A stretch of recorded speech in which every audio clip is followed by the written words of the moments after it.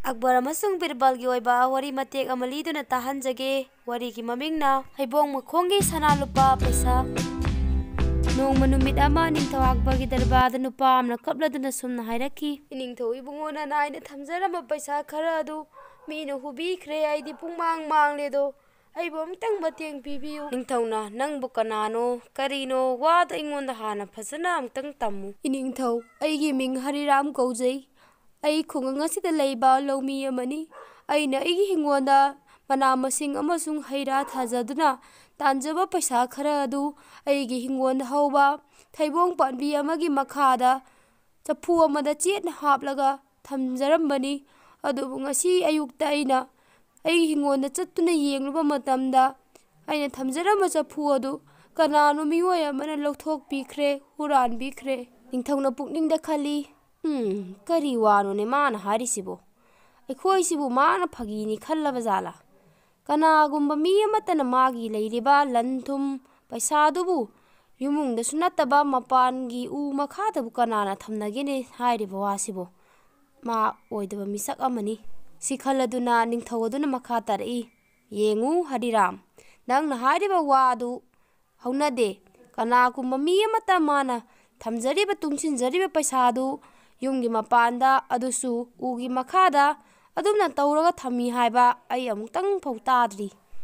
ningthau nanai bu thajabiu nanai haribu khudingmak achumbani aina aigi yumni ka hena phattaba oibaduda paisa du thamlabadi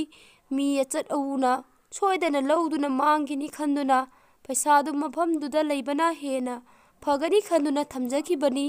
aina thamjakiba paisa du aigi chanupigi luhognaba aina ngamba tungsinjabani aina paisa du mangkhrabani na aigi ichagi luhongbadi kamdogani ai matha yamna sai paisa du muktangi ningthauna thibiyu ningthauna phare nangna dumna hairabani na nangi mangkhi hairiba poradu ai thinaba sillage adubu khangadabadi karigumba nangna mangsu mangdana mangi hairama thoklagadi nang aina kari jairak pirakani haibado nang mangda phomangam kiroi ningthauna hairi Hariram nangna mafam aduda aikhoi bu pudana chatlu mafam duda aikhoi su laktuna amtang yengthoke si haraba matungda Birbal da muk ningthauna onsinduna hairi Birbal magi wasi ibani chattuna amtang kamdauribano haibadu mafam duda yengthok urasi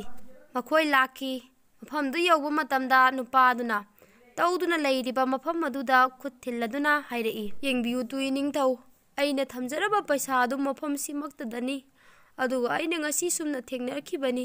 ningthauna pukningna khali hais si khutham sidabu kanana paisa thamnagadawribano tawriside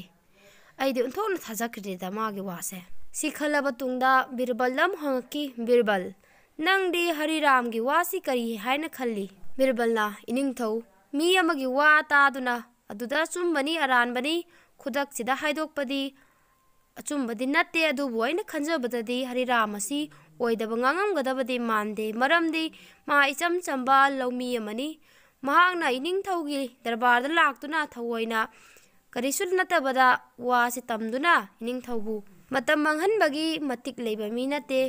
ningthauna phare Birbal nangna dumna khallabanina magi mangkhi haiba paisadu thibagi daita nangonda aina pirabani Birbalna phani ningthau nanai thijage siharaduna Birbalna Hariram hairiba mioi aduda hairi Hariram nangna mafam sida paisa thammi haibadi kana kana makti khangi Birbal libungo mafam sida paisa thammi haibadi kana amata khangan khiba leite ai thu amtadi khangjakhiba Birbalna adu oiba taragana nangna paisa du thamningai tanjadu da kana gu mamioi amana ukhiduna nangna chakhraba matungda lakthokpa soidana oiramba suyai Hariramna Birbal libungo nanaina khanjabadadi adu makti oiraroi maramdi aina paisa ji thamjarambasi tha amagi mamangda oikhibana paisa ji lawge harabadi numit nini humni gi manungda lawba yabani ngasi gaktani do aina mangliba paisa sidi Birbalna adu orbadi wasidi phanayam luduri mafam sidagi huran badugi maramda langla langjin amata su phangdre ningthauna hairi Birbal nangna ngamnaba magi mangkhiba Lanthum paisa du thiduna pigadabani karigumba nangna ngamdragana nangna handuna mana mangkhi haiba sen masingdo mangona pigadabani maramdi mina thaja nadraba wa sibu nangna thajagibagi Birbalna hoi iningthona nai adu ngamnaba honajage si haina duna makhoi magi mafamda hannaki sigi tungda Hariramna magi yumda matha saduna leiringai da magi nupina hairi ka hena su wakhandu khanjin birunuda macha nupina mu hairi pabung kaisu hena thoidona wabirunu Ekhoigi mangkhiba lan adu thibagi thabak Birbalna oibanina chingningai karimta leite Birbalni amambadagi phau anganba olhanba ngambani mahak adukki matik singba miwoini nakalamadana Birbal mayum yauraduna makna ningthawna sinnarakliba thabak adu karamna pangthokadagi langlang langjin amata yaudana sumna khallaba matungda kanana lauribano kanana poradubu huramgadoribano sum khanbada magi pukning aduda punglup lupsinki tanjaduda magi nupi urvasi changakladuna magi chanaba pochai khara thamlei Birbalna hairei urvasi nangdi karam kana changa ibano aide khanghaudre karaidagi bu khangani ge nangdi pukningi sangsarduda tauduna leiringai da lakpanina adubu adomna khanbirami dubu karigi maramdano aduk pukning lupthana Birbalna kaisunateda ngasi ningthongna ingonda khaitang luba wafam ama sinnari adugi maramda sum khalambani nupiduna ka hena khanjin birunuko ka hena khanjin base pukta sokpalai haibani Kaigumba nangi buktuna muk sokhiba taragadi thawoina aina lapa mafam chattuna Heibong mara phuklaga hidak amuk semduna nangbu pithaknabaga matam leite ai yunggi thabakta ai thabak yam chinjaba jani Birbalna karigi lapna bu chatkani haige inak nangna Heibong panbidi Hariramgi hingonda hauribasidi si harabatungda Birbalgi wakhanda karino khara khangakpagi matawgum angonda phaurakhi sumna numittu haukraba matungda mathangi numitta Birbal ningthau darbanda lakami ningthauna Birbal uda hairei Birbal nang laklabara ai nang lakpa ngairamlibani hayu nangna Hariramgi mangkhiba senpham adugi damak thini haikhibadu nang thiba ngamlabra huranmadu kana oiramlabano Birbalna iningthau nana yeisu langla langjin khangdaba thabak adu khannaba honaba puthoknaba honabada ka hena khanjilubada gira kaino pugasi na yet poiragle pugasi khangna anaba ma hauraktuna iningthaugi leiriba ningthau konungi hidak sema mioi singdagi hidak loduna su thaklabani phaba kawbamta yadre aidi sigi phiwam sida leiradi huran madu puthokpadi laidana kakcheng ama phawaide hatpa ngamaroido ningthauna warunu Birbal nangidamakta aina mafam sida leiba khwaidagi hai singlaba hidak langtak semba heiba maiba mi thaduna kokhalluge ngahaktang nang waraba sukhangu nang naba yade asi haraduna ningthauna magi manai ama koksinduna mafam aduda leiba maiba khudingba puduna yamna thuna lakadabani haiduna yathang piki nupaduna hoi pujaraklage haiduna thorakpa matamda Birbalna nupaduda mu haiki nang lakpa matamda Hariram hairiba mioi adusu khara loinaraga lau ningthauna khanki karinune Birbaldi mabuk nai haiduna leiraga makna mu hujik Hariram kauraknaba hairibaside ngahaki manungda hidak langtak semba heiba mi lauba chatkhiba manai adu changa aduna makhoi khudingma pujarakle haiduna ningthauda hairaki ningthauna o mayam lakpiredana kitang thuna Birbalgi anabasi amuktang layengba hobiro Birbalna ningthauda hairaki ningthauna yabirabadi lakliba hidak langtak semba mioi singsida ai wahang kitang hangjage ningthauna hangu karino Birbalna nakhoigi namingsing amasung nakhoina kari sizinaduna hidak si semano haibadu ai khangningi amumta hairau nupa man hairei aigi ming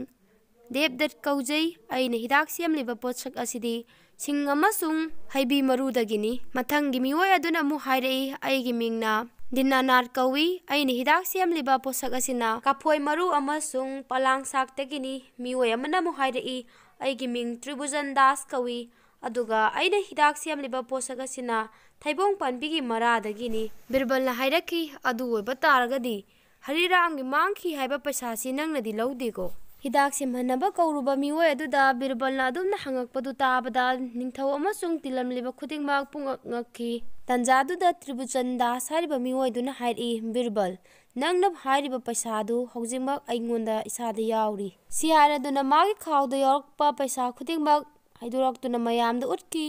mayamna dubada pungaknakki nupaduna mu hairi aina ngarang Hidak semnabagidamag Heibong panbigi mara phukpa matamda paisa si thengnarakibani. Aina mafamda leiba oidabana lawudusu kanagino khangamde aduna asengma mapu khangladuna paisa du pithoke khallabasu anaba mathang hidak semba chatpa oijabana adumakti aina tawba ngamkhide adubu hiningthawna ngasi aibu mafam sida laknaba kaubira itabada hiningthawda paisa si sinajaraga mapu asengbada amuktang pinaba haijage haiduna khanduna mafam sida pujarakibani ningthawna Hojiki matam sida paisa khara urabada mi pukning hudakta honganba ngambani adubu paisa singsi ubada nangi pukningda apamba launingbagi wakhal amada chengidaba pukchen sengba tawduda nangbu aina ningthau kunungi hidak semba mi oina khallabani ngasidagi sigi tungda Hariram damu hairi Hariram nangna laumi ama oina paisa wana tungsinjaduna nangi nasagi luhongna bani haiduna paisa dubu udugi makhada phawlotuna thamjarakibani adugi yengduna nangi nachanupi gi luhongbada changba paisa khudingmak aina pigani si haibada nupa nimak yamna harauna mayumda hanjaki Birbal nangna langla langjin khangamdraba pot asibu karamna puthorakibano haibadu engonda amtang tammu Birbalna magi nupiga sanakiba wari watai adudagi magi lakiba loksing adu hairaki ningthau aisu sum khanjarambani aduda aigi nupina aina yaka haina wadu khanjilurabadi pukna aduna mu hidak semnaba tare Heibong mara mu phutnaba tare somna hairakpadu tabadagi aina wakhala malaki adudi hidak semba miyoinasu potladu soiduna lauramba yai si khalladuna hidak semba miyoisingbo kauhalladuna wahang pahum chathajaraga potladu thorakpa yai khanmadagi aina khudingmak adu sinjakibani doi ningthawna Birbal aidi wadu tabada thajaba pau phawgidrabani nupa aduna mafamduda paisa adu thanamgani haibaduda adubu nangi honaba tantaba khanba leptaba natawna magi mangkiba paisa adu phangankibani sigidamak nangbu aina thagatli somna ningthawna Birbalbu thagatki warisi matangsida loisinjare tabiriba khudingmakbu thagatchari